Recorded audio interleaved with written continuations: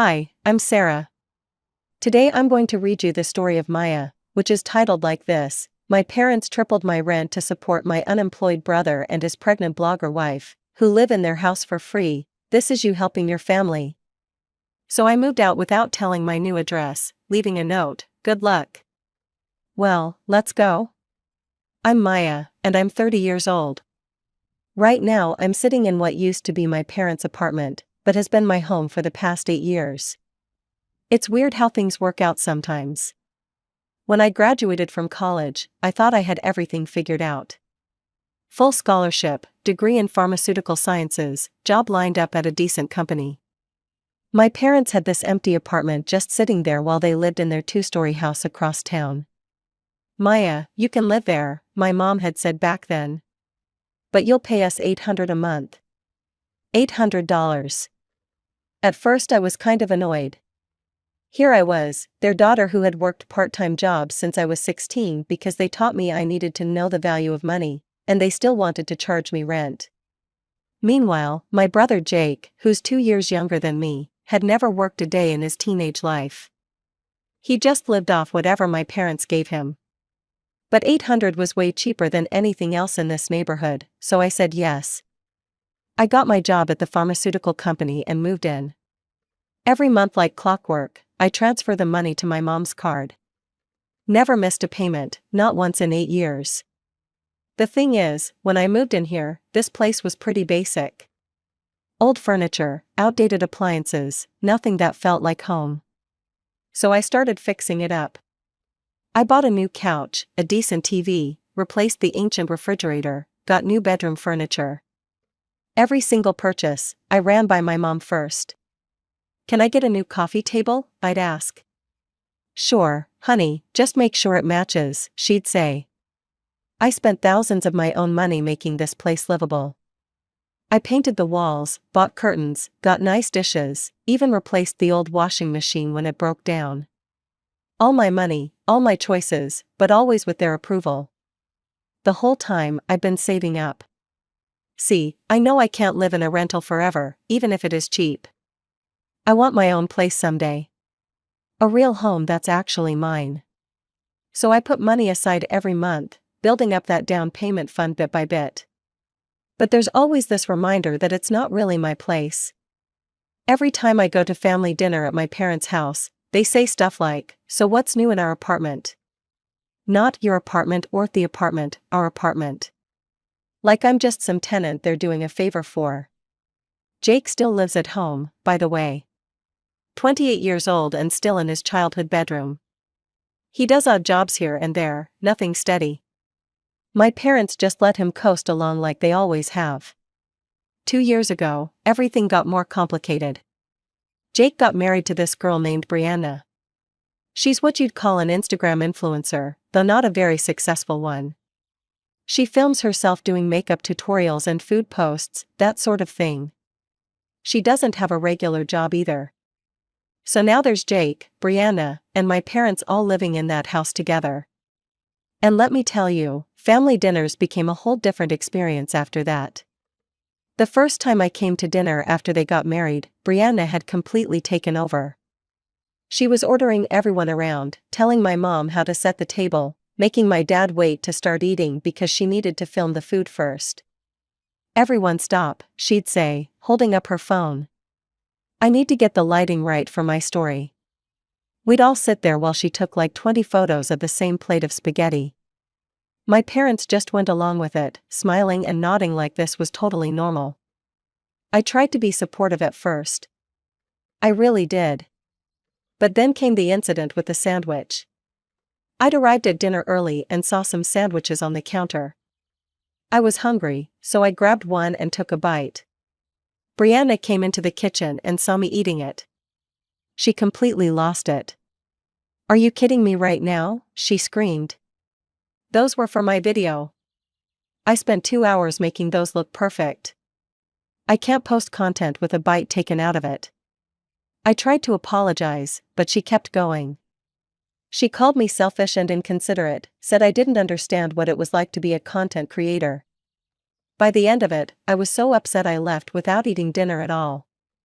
I cried the whole drive home. After that, I started avoiding Brianna as much as possible during family gatherings. I'd be polite but keep my distance. She'd spend the whole dinner talking about her follower count, her engagement rates, how she was going to be rich and famous soon when the right brands discovered her. I'd just nod and eat my food. I mean, I know how these things work. Maybe 1 in 1,000 influencers actually makes decent money. But I wasn't going to be the one to burst her bubble, especially not after the sandwich incident. The conversations at dinner became all about Brianna's career and Jake's various get-rich-quick schemes. Meanwhile, I'd sit there thinking about my actual job, my actual responsibilities, my actual bills. But nobody ever asked about my work or my life. It was all Brianna, all the time. I remember one particularly painful dinner where Brianna spent forever showing everyone her latest Instagram post. It was a picture of her breakfast, and she was explaining the strategy behind it. "See, I used these hashtags because they're trending," she said, scrolling through her phone. "And I posted at 9:15 a.m. because that's when my audience is most active." My dad was nodding along like she was giving a TED talk. "That's very smart, Brianna." Jake was beaming with pride. "My wife's got it all figured out." The worst part was watching my parents enable this. They'd give Jake and Brianna money for groceries, pay for their car insurance, even bought Brianna a ring light for her videos. Meanwhile, I was paying them $800 a month and getting lectures about knowing the value of money. But I kept quiet. I kept paying my rent, kept saving money, kept showing up to family dinners even when I wanted to stay home. I told myself it was temporary, that eventually they would get real jobs and move out. 3 weeks ago, I was having a normal Saturday morning. I'd just finished my coffee and was about to start doing laundry when my mom showed up at my door. Actually, showed up isn't the right way to put it. She didn't knock or ring the bell. She just used her key and walked right in. For a second, I thought someone was breaking in. I was in the kitchen and heard the front door open. My heart started racing until I heard her voice, "Maya, are you home?" I walked into the living room and there she was, looking around the apartment like she was inspecting it. She had this expression on her face that I couldn't quite read.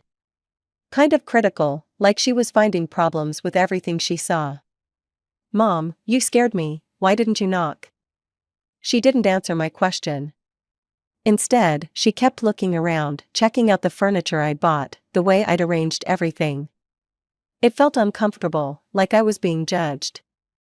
"We need to talk," she said finally, "sit down."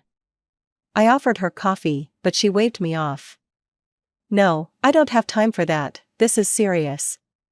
So we sat on my couch, the one I'd saved up for and bought myself, and she got straight to the point. "Maya, things are changing around here, Brianna's pregnant." I knew this already, they'd announced it at dinner 2 weeks earlier with this big dramatic reveal.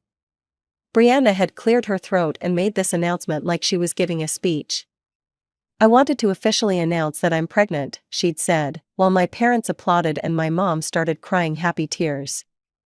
I'd congratulated them, of course. But even during that dinner, I could tell Brianna was already making plans.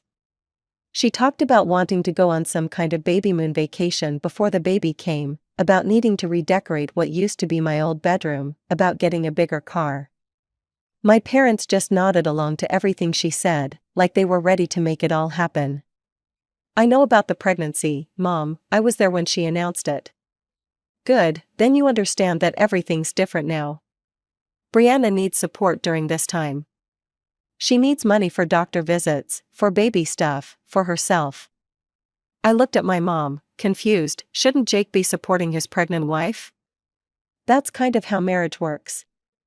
My mom's face got this annoyed look. Jake is still figuring things out. He's finding himself, trying different opportunities. And Brianna is going to be a big influencer someday. She's building something important. I wanted to laugh. Jake had been finding himself for years. Every few months he had some new plan, cryptocurrency, online sales, multi-level marketing. Nothing worked because he never stuck with anything. "Mom, what does this have to do with me?" She looked me straight in the eye. "Starting next month, your rent is going up." Instead of $800, you'll be paying $2,400. Brianna's pregnant, and babies are expensive. $2,400, that was 3 times what I'd been paying and way more than market rate. Most apartments around here went for $1,500, maybe $1,800 for nice ones.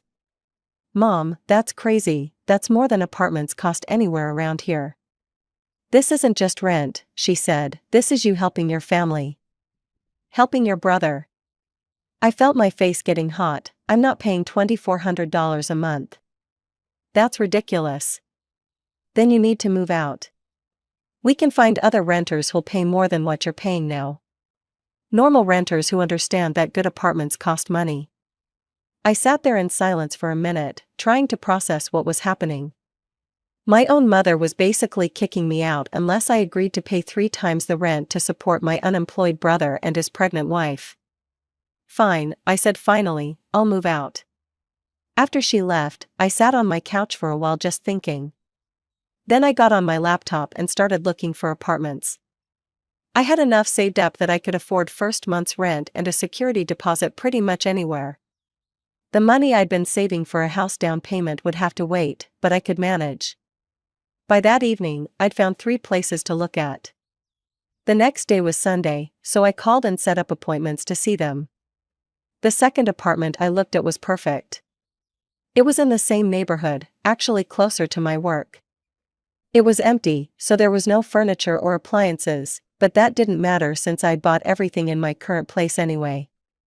The rent was $1,600 a month, which was double what I'd been paying my parents but still way less than the $2,400 they wanted. And this time, it would actually be my place. My name on the lease, my apartment, my rules. I filled out the application right there and put down the security deposit. The landlord said I could move in by Wednesday if my application was approved. Tuesday morning, I got the call that I was approved. I took a personal day from work and started packing. Here's the thing about that apartment, everything in it belonged to me. The couch, the TV, the refrigerator, the dining table, the bed, the dresser, the dishes, the coffee maker. Everything except this old wooden table that had been there when I moved in 8 years ago. So I packed up everything I'd bought. I rented a small moving truck and loaded it all up. The only thing I left was that old table. And on it, I left a note that just said good luck. I didn't tell my parents I was moving that day. I just sent my mom a text message, I moved out, thanks for everything. She read it, I could see the little red receipt, but she didn't respond. For 2 days, my phone was quiet. I thought maybe that was it, maybe they'd just let me go without any drama. I was unpacking in my new place, setting up my furniture, making it feel like home. Then on Friday, my phone started ringing constantly. My mom, my dad, Jake. Over and over again. I let them all go to voicemail at first. Finally, my mom called again and I answered. Maya, what the hell did you do? I moved out, like you told me to. You took everything, the apartment is completely empty. I stayed calm, I took my stuff, the stuff I bought with my own money. We already found a renter, we promised him a fully furnished apartment. Then you probably should have checked with me first. She was yelling now, you bring that furniture back right now, or I'm calling a lawyer. That made me laugh, go ahead, Mom, call a lawyer. But you might want to think about whether you want to explain to them why you've been collecting rent from me for 8 years without any kind of lease agreement. I'm pretty sure the IRS would be interested in that conversation too. The line went dead quiet. You're not our daughter anymore, she said finally. If that's how you feel, I said, and hung up. After that phone call with my mom, things got worse before they got better. That same night, Jake and Brianna started texting me. Long messages about how selfish I was, how I was abandoning my family when they needed me most. Brianna sent me voice messages calling me greedy and heartless. She said I was jealous of her pregnancy and her success as an influencer. Success? She had like 9,000 followers and made maybe $50 a month from sponsored posts. I didn't respond to any of it. Instead, I blocked all their numbers and blocked them on social media. Instagram, Facebook, everything. I was done with the drama. The next few weeks were actually peaceful. I settled into my new apartment, got used to my new routine. It felt amazing to come home and know that nobody was going to remind me it wasn't really my place. For the first time in 8 years, I felt like I actually had a home. Work was going well too. My boss had been talking about promoting me to senior analyst, which would come with a decent raise. I was putting in extra hours, trying to prove I deserved it. About a month after I moved out, I ran into my cousin Sarah at the grocery store. Sarah's always been the family gossip, so I knew she'd have updates. She looked around like she was worried someone might overhear us. "Your mom told everyone you stole furniture from them." I laughed. "Of course she did, what else is she saying?" "That you're ungrateful and selfish." "But honestly, Maya, everyone thinks what they did was wrong." "Trying to make you pay for Jake's baby? That's not right." It was nice to hear that not everyone in the family thought I was the villain in this story. "How are they doing anyway?" I asked. Sarah made a face. "Not great, they can't find anyone to rent the apartment for what they wanted. They've had to lower the price 2 times. And Brianna and your mom are constantly fighting." "Fighting about what?" "Everything. Brianna wants to move into the apartment now that it's empty, but your parents won't let her because then they can't rent it out. She's mad because she thought they'd be getting all this money from you to help with the baby." I felt a little satisfaction hearing that their plan wasn't working out. "What about Jake?" "Still not working, still talking about his big plans. Last I heard, he was trying to start some kind of podcast about cryptocurrency." Of course he was. 6 months passed, I got the promotion at work, which came with a 15% raise. I was saving money again, building back up my house fund. Life was good. Then one evening, I was leaving work and saw Jake standing by my car. For a second, I thought about just walking past him, but he'd already seen me. "Maya, wait, please, can we go somewhere and talk? Maybe that coffee shop across the street?" I didn't want to, but I was curious about what he had to say. We walked to the coffee shop in silence. I ordered a latte, he got nothing. "I can't afford coffee right now," he said when the barista asked what he wanted. We sat down at a corner table. Jake looked terrible. His hair was messy, his clothes were wrinkled, and he had dark circles under his eyes. "Maya, I need your help, Brianna, and I want to move out of mom and dad's house. We need our own place, especially with the baby." "So get jobs and move out, that's what normal adults do." "It's not that simple, I have a baby now, I can't just work any job." I stared at him. "Jake, you've never worked any job for more than 3 months. Ever. This isn't about the baby." His face got red. "That's not true. Name one job you've kept for longer than 3 months." He couldn't, we both knew it. "Look," he said, "I know I made mistakes in the past. But I'm trying to be better. I'm working on this podcast thing, and I think it could really take off. The cryptocurrency market is exploding right now. People want to learn about it." I wanted to laugh. "There are already thousands of crypto podcasts. What makes yours special?" "Well, I'm just starting out, but I have some really good ideas."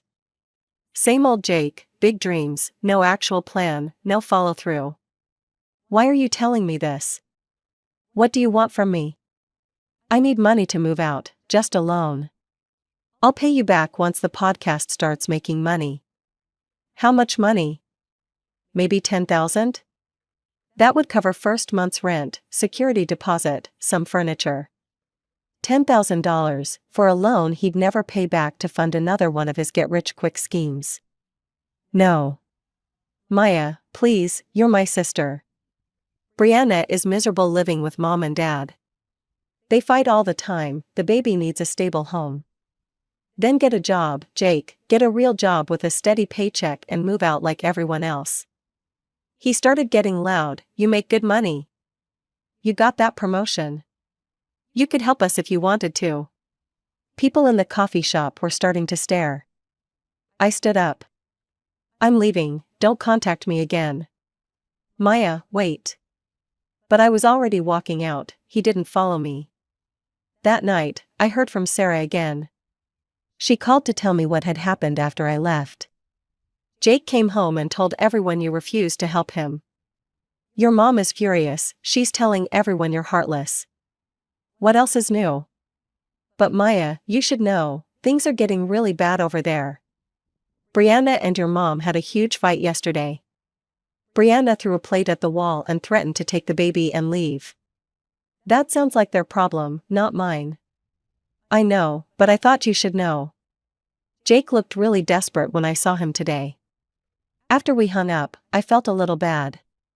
Not bad enough to give Jake money, but bad enough to wonder if I was doing the right thing.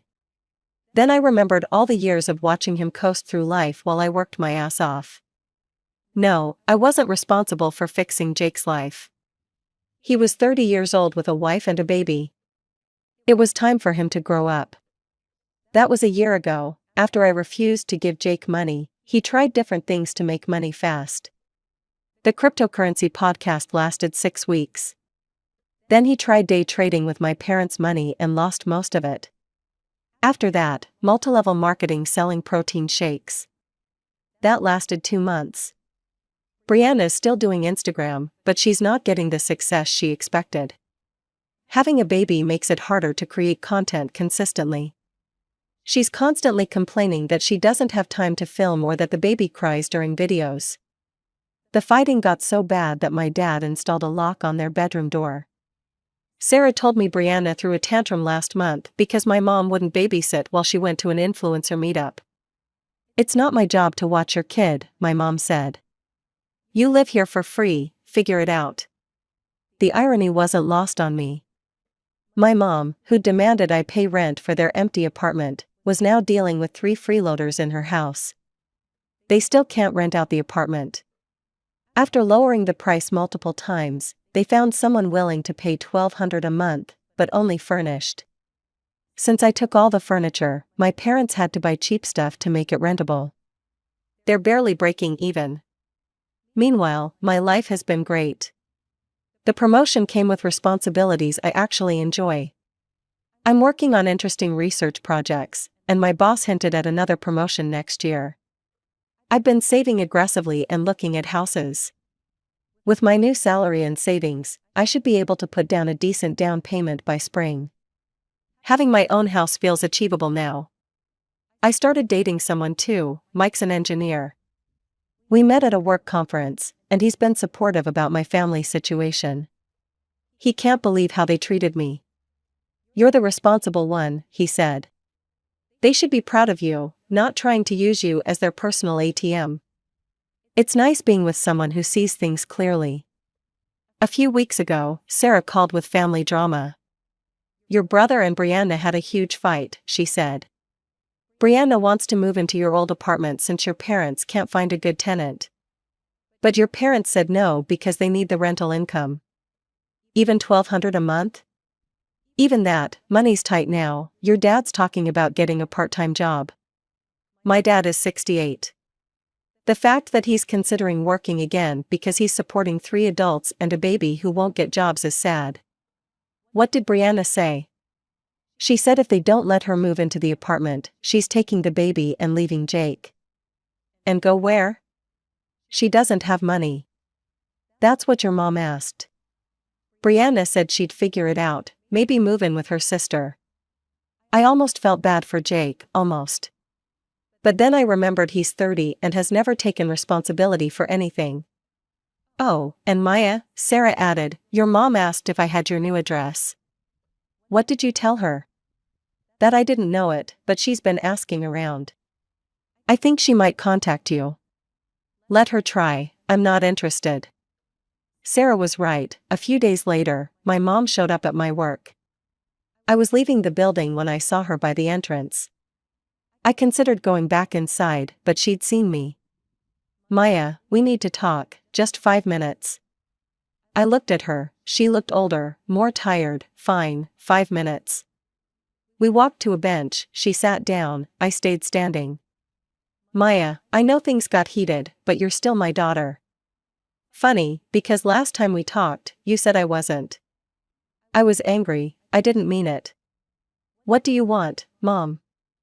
I want my family back together. This fighting isn't good for anyone. Then maybe talk to Jake about getting a job instead of asking me to fund his lifestyle. He's trying, Maya, it's just hard for him.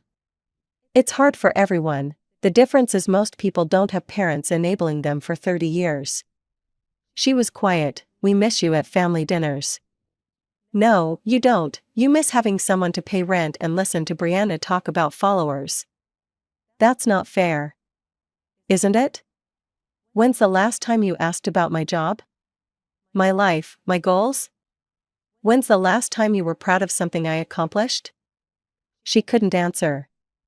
I got promoted twice this year, I continued. I'm buying a house, I'm happy. And none of you have shown interest because you're too busy with Jake's latest crisis. We're proud of you, Maya, we've always been proud. You have a funny way of showing it. I started walking toward my car. Maya, wait, she called. I turned around. Mom, when Jake gets a real job and starts acting like an adult, maybe we can talk. Until then, I'm done being the family ATM. That was 3 weeks ago, I haven't heard from any of them since. I know some people might think I'm being too harsh. That I should help my nephew, that family is family, that I should forgive and forget. But here's the thing, I spent 8 years being the responsible one while watching my parents enable Jake's irresponsibility. I spent 8 years paying rent while he lived for free. I spent 8 years being reminded that nothing was really mine while he was handed everything. I'm done with that dynamic. I have my own life now, my own goals, my own future to think about. If that makes me selfish, then I guess I'm selfish.